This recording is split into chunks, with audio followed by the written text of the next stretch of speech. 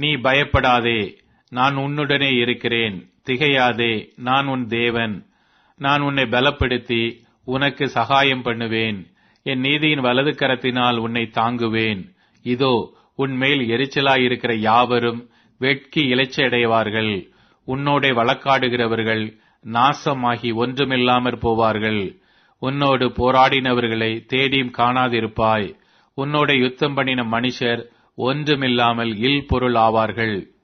உன் தேவனாயிருக்கிற கர்த்தராகிய நான் உன் வலது கையை பிடித்து பயப்படாதே, நான் உனக்கு துணை நிற்கிறேன் என்று சொல்லுகிறேன்.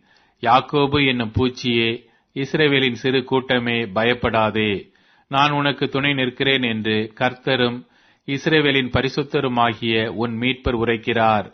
இதோ, போரடிக்கிறதற்கு நான் உன்னை புதிதும் கூர்மையுமான பற்களுள்ள எந்திரமாக்குகிறேன். நீ மலைகளை மிதித்து நொறுக்கி குன்றுகளை பதருக்கு ஒப்பாக்கி விடுவாய்.